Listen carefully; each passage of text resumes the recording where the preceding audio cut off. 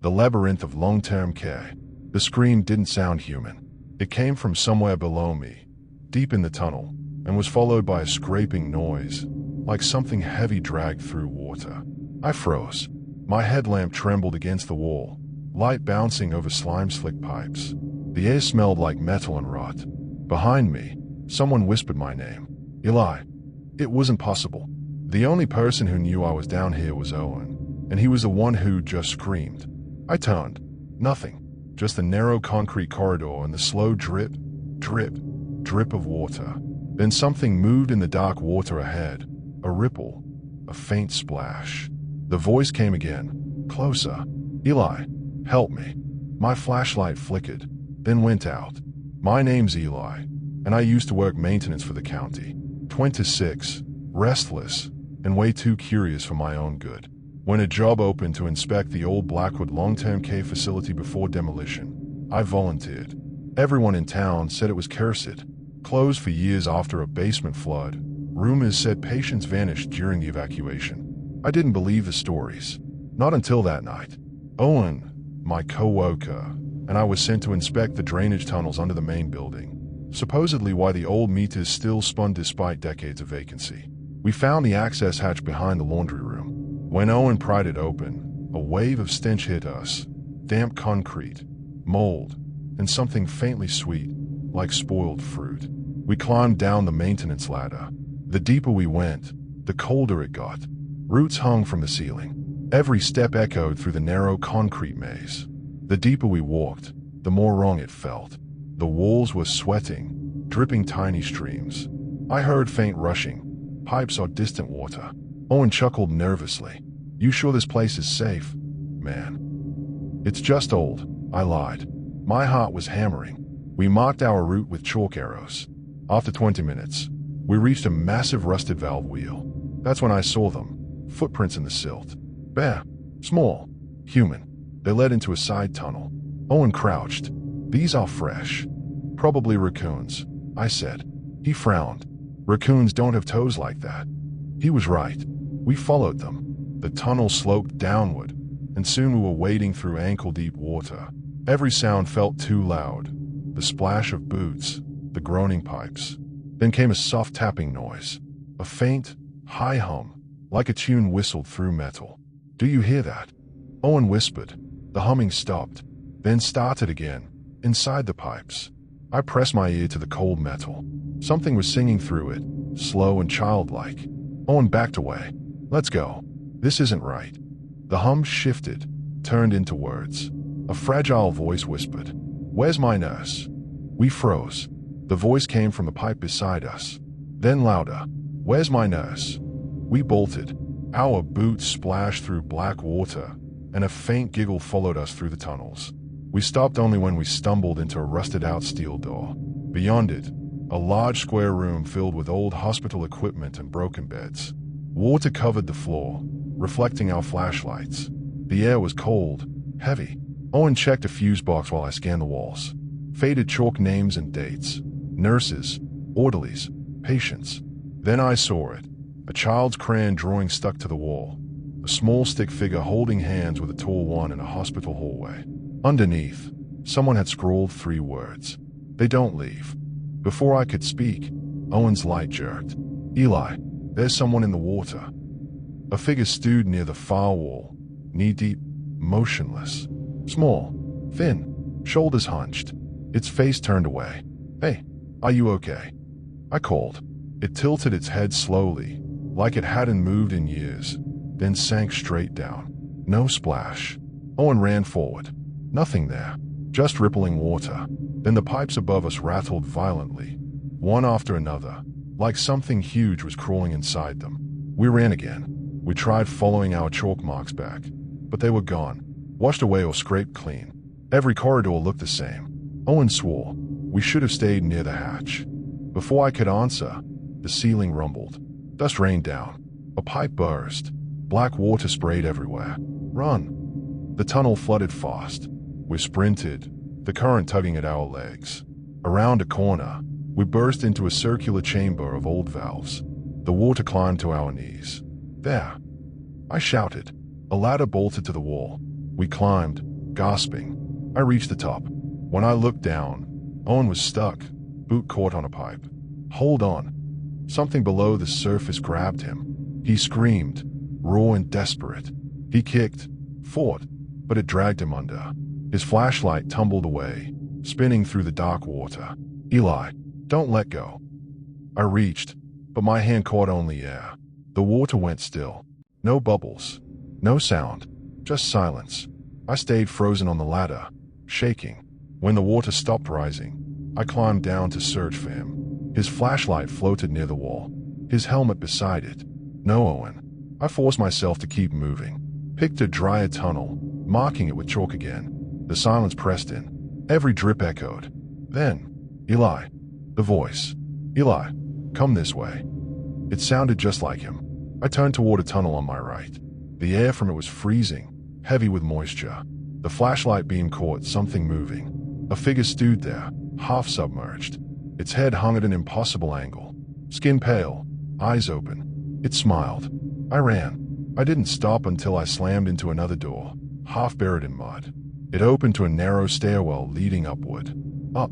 That was all that mattered. I climbed, heart hammering. The door at the top jammed. I shoved until it burst open. Cold air. Night sky. I collapsed in the dirt, gasping. When dawn came, I went straight to the police. They searched the tunnels for 2 days. They never found Owen, but they found a small metal tag half buried in mud. Pediatric wing, tunnel access. And beside it, pressed into the clay, were faint tiny footprints leading into the dark. They sealed the tunnels after that, poured concrete over everything. The town pretends Blackwood never existed. I wish I could. But sometimes, when I'm working under old buildings or near corroded pipes, I hear it again. That faint humming. A child's voice whispering, "Where's my nurse?" And every time I do, I leave. Because I know that if I listen too long, it won't sound like a child anymore. It'll sound like Owen.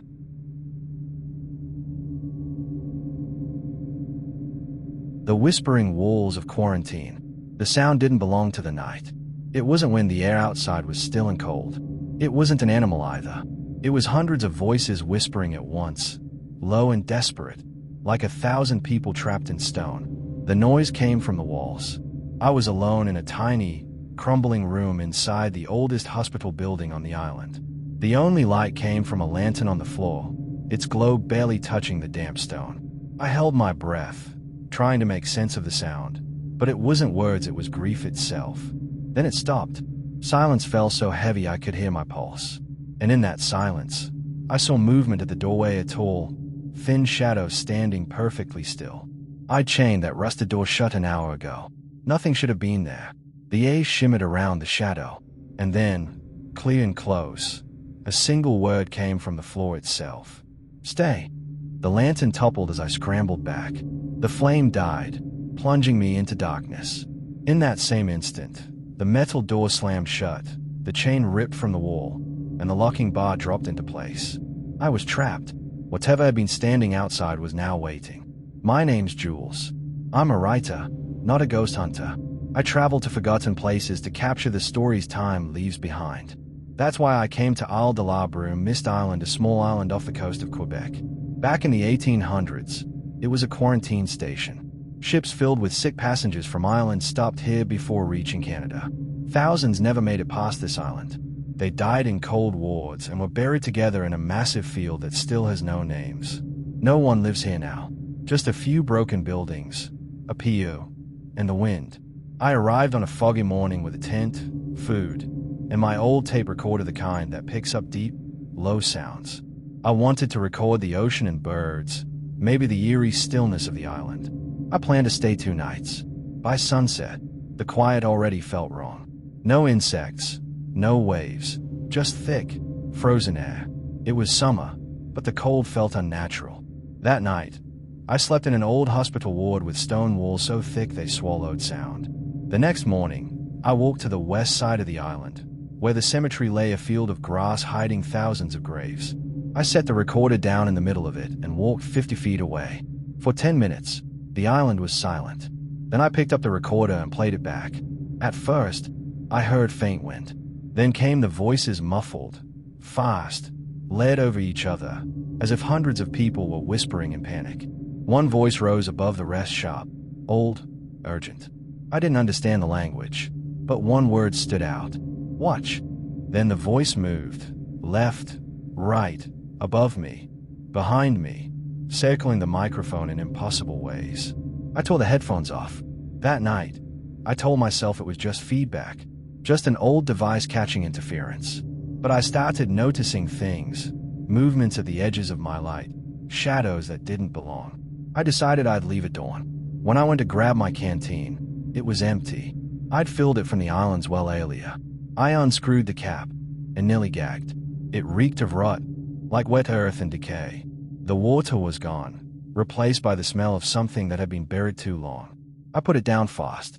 That's when I saw the footprints under the window, small, bare, and pressed deep into the hard ground, as if whoever made them carried something impossibly heavy.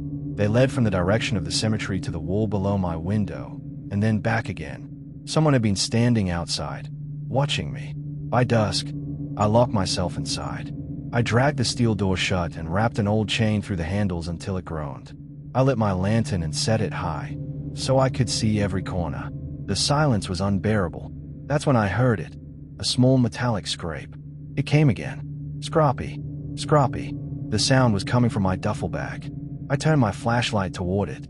The zipper pull, that tiny metal tab, was moving, slowly, back and forth. Not opening, not closing, just sliding, like invisible fingers were playing with it. Every movement made that sharp, taunting scrape against the fabric. I shouted, "Who's there?"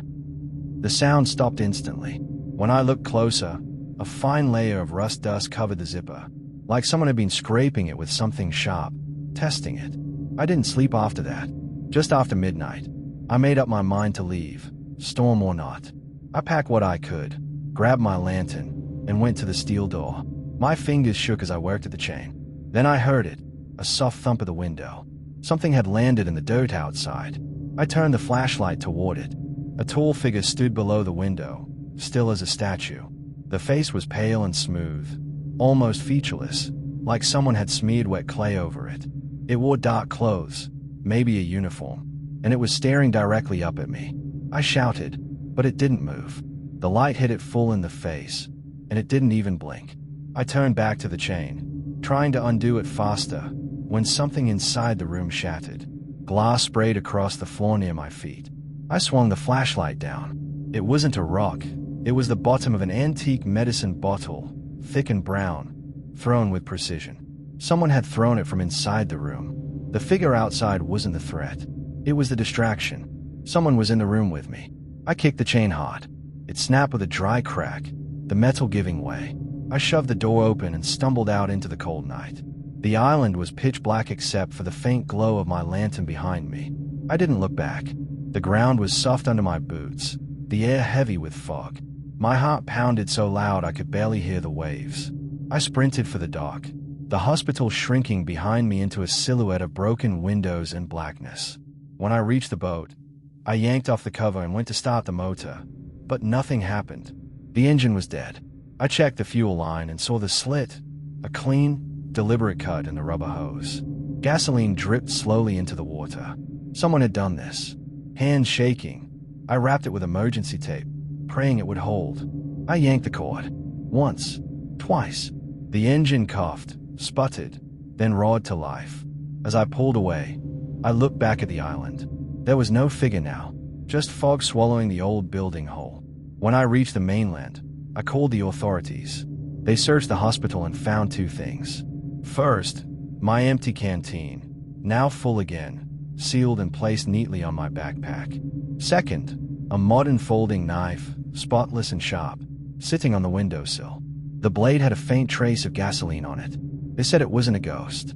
It was probably a squatter, someone obsessed with the island's history, who used fear and isolation to keep people away. But I don't believe that, because when they played back the tape I'd recorded in the cemetery, it didn't just have whispers anymore.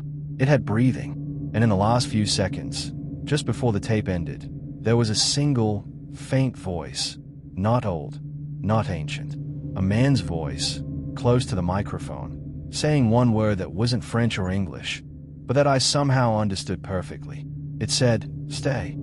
And I still hear it sometimes, in walls, in old pipes, in dead air. That sound of hundreds of voices whispering all at once, as if they are buried just beneath the surface, waiting for someone to listen long enough to join them.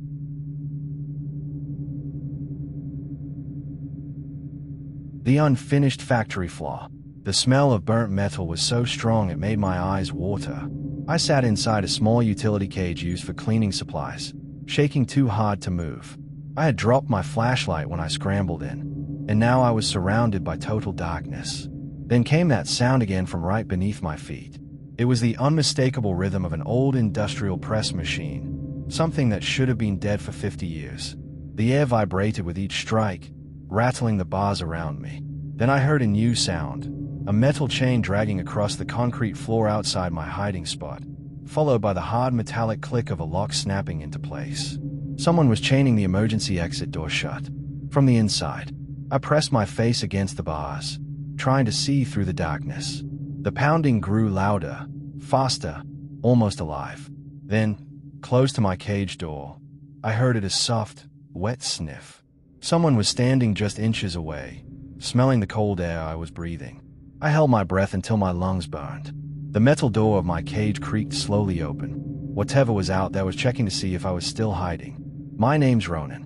I'm a deep cleaner, one of those guys they send into forgotten corners of old buildings. I clean, repair, and catalog the places everyone else pretends don't exist. This job was at the Crescent Tower Annex, a glass high-rise built on the bones of a 1920s car parts factory. The old factory had burned down after a fire trapped dozens of workers behind locked doors. Most people don't like cleaning spaces with that kind of history. I used to think I didn't believe in ghosts. Until that night. I was assigned to clean sub-basement 3, a section sealed off since before I was born. I found the entrance behind a tangle of old cables, clipped my work lamp to my belt, and stepped into a space that hadn't seen light in half a century. The air hit me like a wall, cold, oily, and filled with the smell of rust. The room stretched farther than my lamp could reach. Dead machinery sat like iron skeletons across the floor. For the first few hours, everything was fine. I cleaned old cabinets, wiped away decades of grime, even hummed to myself. But then the air changed. Thick, electric, vibrating faintly under my boots.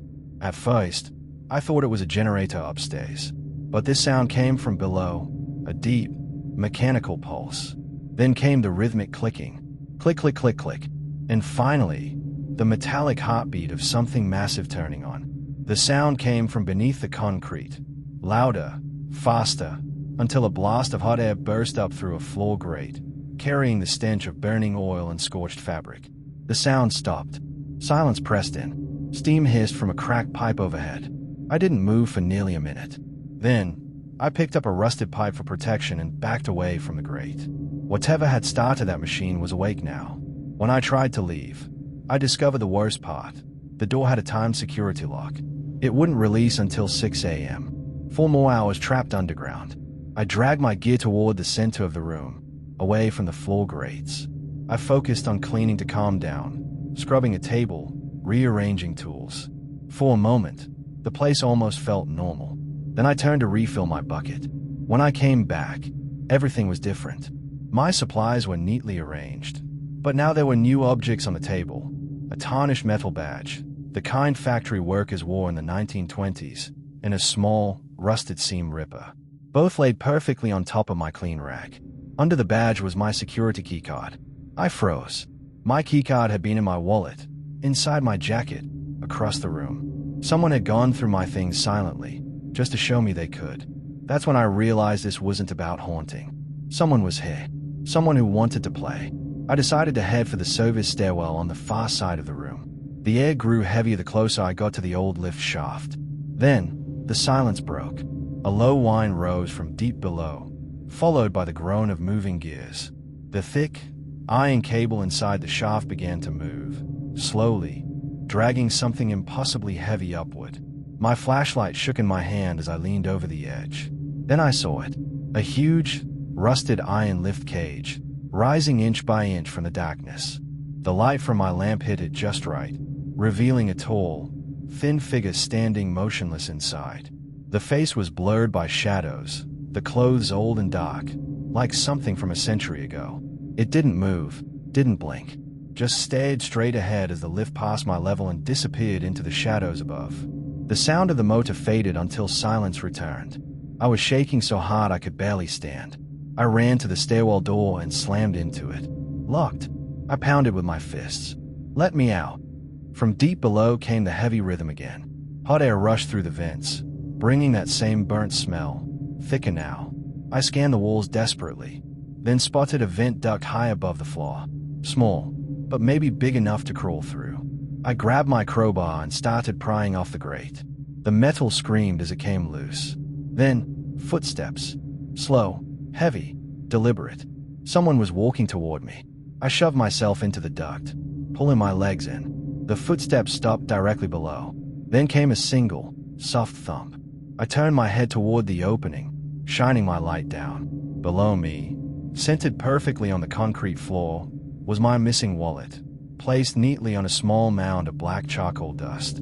Whoever was down there wanted me to know they'd been close enough to touch me. I didn't look again.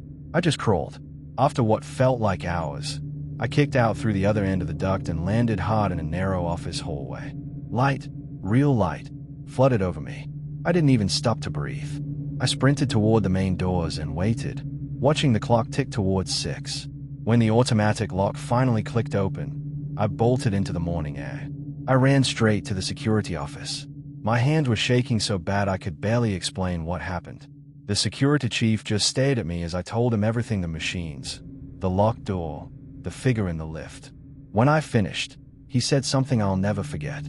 "Those machines you heard," he said softly, "they were real, but they are gone now. The factory's machines were removed 50 years ago, after the fire." He went back down there with a small crew. They found my wallet, still sitting in the charcoal dust. They found the stairwell door chained shut from the outside, just like I'd heard. But there was one more thing. Near the main lobby, 3 floors above B3, they found a length of thick, greasy rope coiled beside the old lift shaft. The rope was tied into a perfect hangman's noose. Someone had been pulling that lift up and down by hand. The police said it was probably a disturbed ex-worker who'd been living in the tunnels, someone obsessed with reliving the fire that killed so many.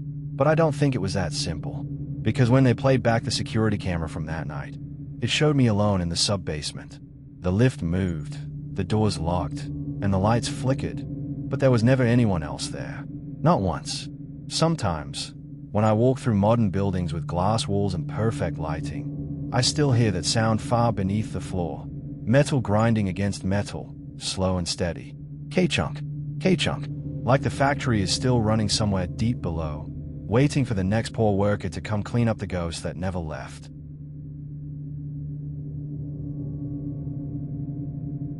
The Forgotten Sentinel. My ears were screaming from the noise. It wasn't natural. Too deep, too heavy, like metal trying to move something impossibly large. I was huddled in a tiny concrete room, and the sound was coming from the main tunnel just beyond the steel door. Rule. Squeak. Rule. It sounded like a giant iron wheel grinding against the concrete, moving slowly, until it stopped right outside my door. I held my breath, clutching the small knife I carried more for comfort than defense. My hands shook so violently the sand on the floor shivered. Then, through the crack where the wall met the floor, I saw something impossible. A thin stream of dry beach sand pushing upward, like the concrete itself was breathing. Light burst through the peephole in the steel door. Not the yellow flicker of a flashlight. This was white, blinding, mechanical. The beam climbed the walls as if mounted on something massive. Then the grinding began again. The light filled the peephole completely. I was trapped inside the deepest part of an old coastal fort, and something huge, something alive, was right outside, searching. My name is Owen. I'm a college student who studies military history. Old fortifications fascinate me. Massive concrete beasts built to defend coastlines long after anyone remembers who the enemy was. This trip was to Fort Alistair, a World War II fortress carved into the coast. Its thick bunkers once guarded the harbor, but now it's half buried beneath sand dunes. I'd heard it was sealed off decades ago, but there were still open sections. I spent the morning photographing the fort, its gray concrete skull peeking through dunes like a fossil. But by noon, I found a rusted service door ripped off its hinges and slipped inside. The air was cold and metallic, smelling of rust and salt. My footsteps echoed through twisting corridors that seemed to go on forever. I told Ranger Kale, the only man stationed nearby, where I was headed, just in case. The deeper I went, the quieter it became, until I could hear my own heartbeat echo back at me. Eventually, I reached the main battery level, a tunnel wide enough to drive a truck through. The floor was covered in dry sand, soft underfoot. My light caught the glint of old rail tracks running down the middle, once used to move shells to the massive cannons. That's when I heard it, a deep thud, like a steel door slamming somewhere below. Then came the rolling. Ruh! The sound wasn't ahead or behind. It came from inside the wall beside me. Something was moving through a parallel tunnel. I turned off my light. Darkness swallowed me. I waited, listening to the silence. Then, when I took a single step forward, shush! The rolling moved with me. I froze. It froze. Another step. Shush! The rolling followed. Whatever was down there wasn't random. It was tracking me. I reached a junction and ducked into a side corridor, turning off my lamp. The rolling sound approached, paused. Then, two metallic clicks, like something turning. It changed direction, following me. It knew exactly where I'd gone. I ran. Sand sprayed beneath my boots as I tore down the main passage. My light flashed across the floor. 3 long, deep scratches carved into the sand, evenly spaced. They weren't claw marks. They matched the 3 anchor points of an artillery mount. Something enormous was dragging itself across the floor. When I reached the entrance, my backpack was gone. In its place sat a single, spotless brass shell casing. New, polished. I grabbed it and tried to leave, but the steel door that had been off its hinges was now sealed shut. I ran my shoulder into it. Nothing. I was trapped. I turned into a narrower corridor, a maintenance passage curving downward. It felt claustrophobic, the walls pressing close. Then came the sound again. OLLL. SKEK. Louder now, shaking dust from the ceiling. The vibration made my teeth ache. I sprinted, rounding a corner, dead end. The tunnel ended in a flat wall. When I turned back, the way I'd come was blocked. The fire door had slammed shut, thick steel with no handle on my side. The grinding stopped. Then a high-pitched whine started. The wall beside me trembled, groaned. That wasn't a wall. It was one of the fort's movable cannon blocks, mounted on tracks so the guns could be repositioned. And whatever was beneath me was trying to move it. The wall began sliding forward, slow, unstoppable. The space was shrinking. The air grew tight and hot. I pounded on the fired door, screaming. But the fort's ancient machinery drowned me out. Then I saw it. A small circular hatch in the floor marked ESC, Emergency Service Climb. I wrenched it open, revealing a narrow ladder leading down into darkness. Without thinking, I dropped through and pulled the hatch closed above me as the wall ground against it with a heavy, final groan. The shaft was narrow and freezing. I climbed as fast as I could, rung after rung, my breath ragged. Somewhere below, I heard a dry scraping sound, sand shifting, grinding. I climbed faster. Then came the hiss. I looked down, and my blood went cold. Sand was pouring upward through the shaft, forced with impossible pressure. It filled the air with dust, clattering against the ladder. It wasn't falling, it was rising. Something below was pushing it toward me.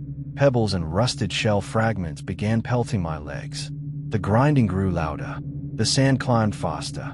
It was trying to bury me alive. I scrambled, gasping, arms burning, until my hand hit a final hatch. I shoved it open and tumbled out onto cold concrete. I was on the roof of the fort. The ocean wind hit me like a shock. I stumbled to the edge, staring down at the moonlit shoreline. Far off, I saw the faint glow of a gas station. I called Ranger Kale, shouting that something was alive in the tunnels. He found me half an hour later, shaking and covered in sand. He thought I'd hallucinated, but followed me back. The entrance door was sealed shut, immovable. They had to use machinery to pry it open. Inside, the tunnels were filled with packed sand, smooth, solid, like pawed concrete. When they checked the emergency shaft, Kale called me again, voice low. "Owen," he said, "the ladder's gone." The lower half had been ripped from the wall. The shaft was filled completely with fresh, dry sand, tight packed. no air between the grains. Outside, near the beach, they found 3 enormous, deep indentations in the dirt, each shaped like the prongs of an artillery base, leading straight into the sea. And sitting neatly beside the entrance gate was my missing backpack. Taped to it was a small, yellowed note written in elegant script. The perimeter must be secured. Go home. I never went back to Fort Alistair. Sometimes, when I stand by the coast at night, I still hear it, deep under the sand. Rule. Skreek. Rule. Like the fort still thinks the war never ended.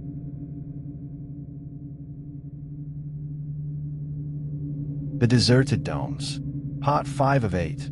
YouTube horror narration adult POV survival with trauma. I had pulled my thin blanket up to my chin, trying to ignore the cold desert night pressing against the curved glass walls of the dome. I was the only person inside the Kronos Project domes, a massive, silent glass bubble in the middle of nowhere. I had been trying to sleep when the sound started, not outside, but in the main habitat room next to my sleeping pod. Hiss, click, thunk. The main airlock had just cycled. It opened, let something in, and closed again. That was impossible. The airlock was sealed and powered off. I threw off my blanket and grabbed my flashlight. The curved walls distorted everything, turning shadows into strange, liquid shapes. When I aimed the beam toward the airlock, the glass reflected like a black mirror. My reflection stared back, a tired face clutching a light.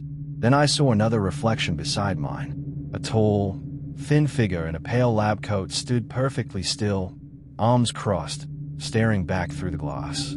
I spun around. Nothing. The reflection was gone. Then, from the old research lab 200 feet away, a red emergency light flickered on. That part of the dome had been shut down for 10 years. The light wasn't random. It was deliberate. Someone was in there, and they wanted me to see. My name is Felix. I'm an engineer. I fix things that break in places no one wants to go. My assignment was simple. Spend a week inside the Kronos Project domes in the New Mexico desert and repair the air filtration system. The domes were once a self-sustaining ecosystem meant to simulate a Mars colony.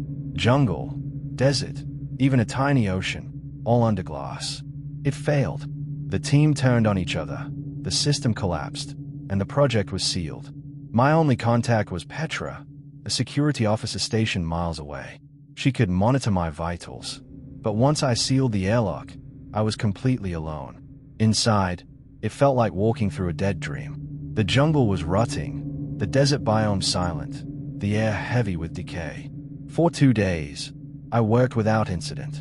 I fixed wiring, checked vents, and rebooted the central filtration system buried deep in the jungle section. When I flipped the main breaker, the giant fans groaned to life, pushing out decades of stagnant air. I smiled, until the lights above me died. Total blackness. Then, through the glass walls separating the jungle from the desert, I saw the other side flare to life. The desert biome blazed white-hot, dead plants glowing like bones under floodlights. Both systems were independent. It shouldn't have been possible.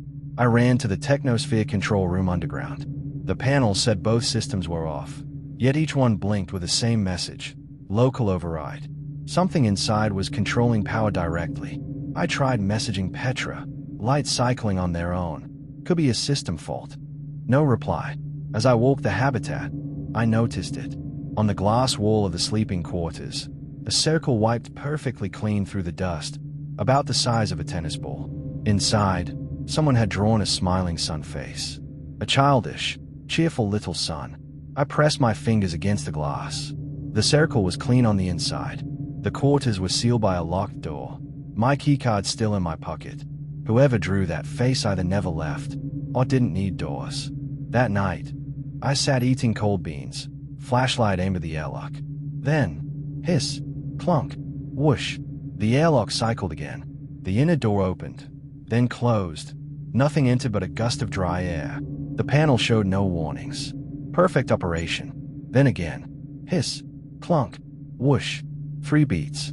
Precise. Human. It wasn't random malfunction. It was knocking. Hiss, clunk, whoosh. Pause. Again. I backed away. The pressure gauge flickered. Someone was on the outer platform. Stop it. I screamed. Silence. Then one final, slow cycle. Hiss, clunk, Whoosh. It ended like a taunt. I ran to the technosphere to shut everything down. But as I entered, the temperature spiked. Heat blasted from the vents, thick and humid like a living breath. Steam poured through the pipes. The jungle's climate system had activated on full power. I slammed the emergency shutoff. Nothing changed. The air shimmered. My skin burned. On the console, data began pouring in, lines of code flashing too fast to read. Then everything froze. A single, wet thumbprint appeared on the screen. I stumbled back. Whatever was here wasn't a ghost. It was intelligent.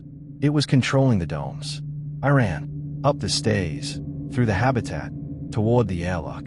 I yanked open the manual release panel, and froze. Something was taped to the lever. A scrap of paper towel, edges torn. Written in childish handwriting. "You can't leave yet. I'm still playing." Below it, a small arrow pointed upward. I followed it with my light. Up near the ceiling vent, a white cotton glove was pressed into the grate. The fingers twitched, slowly scraping the metal. Someone was holding it. I screamed and pulled the lever. The alarms shrieked. The doors hissed open, and I stumbled into the freezing desert air. I didn't stop running until I was a mile away, yelling Petra's name into the darkness. When the security team arrived hours later, they found the dome sealed again. Every system shut down.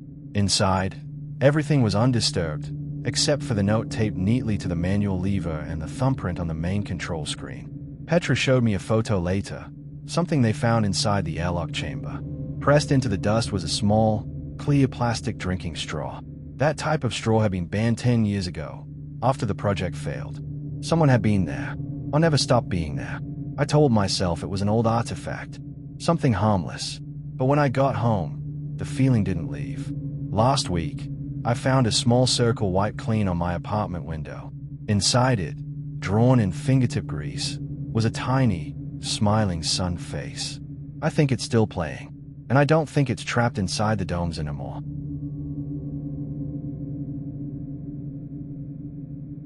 The Forgotten Sentinel.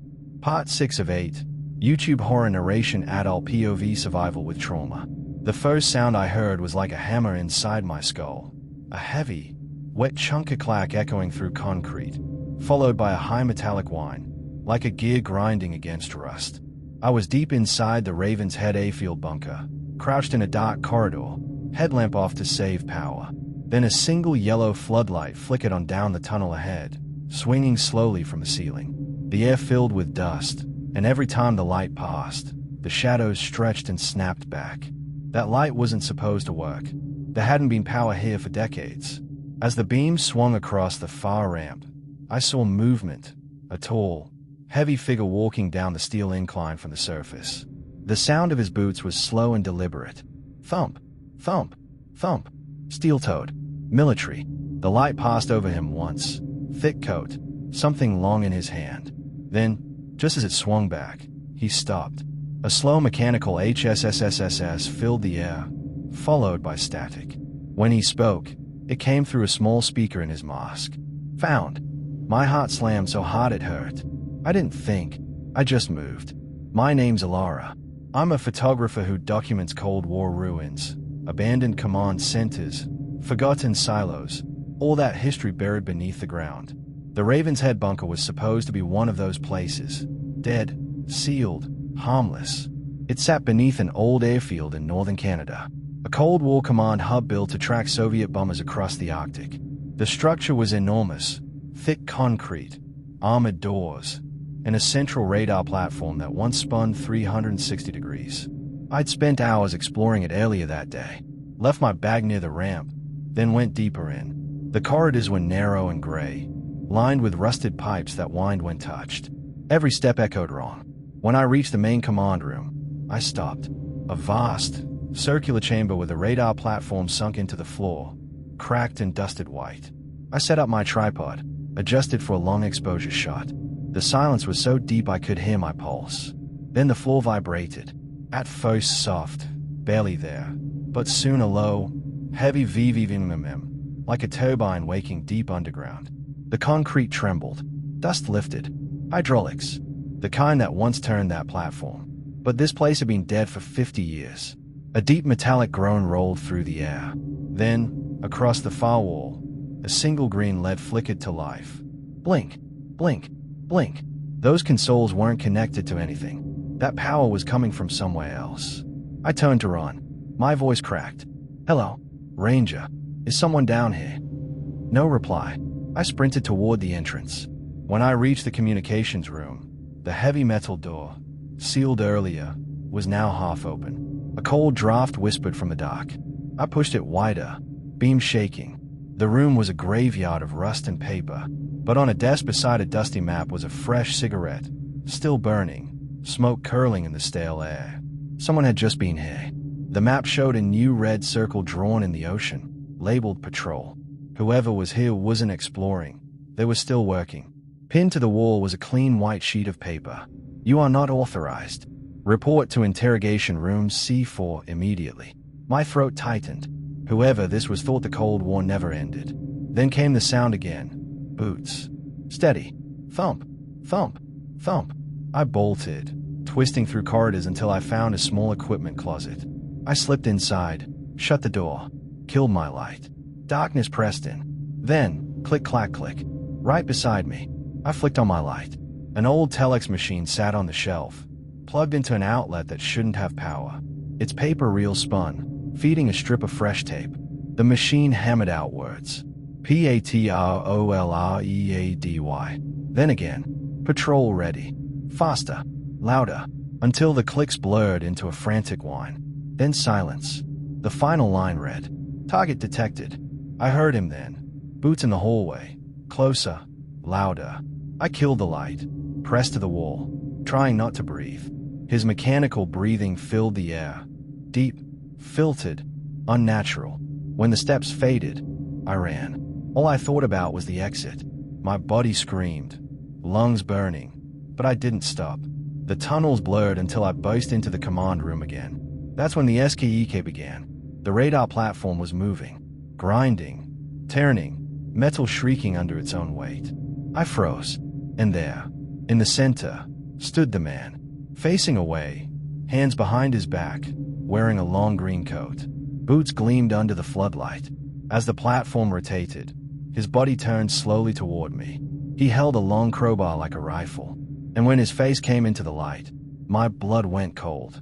White eyes. Empty. Unseeing. Calm. He raised the crowbar slightly, like a soldier taking aim. I ran. Didn't look back.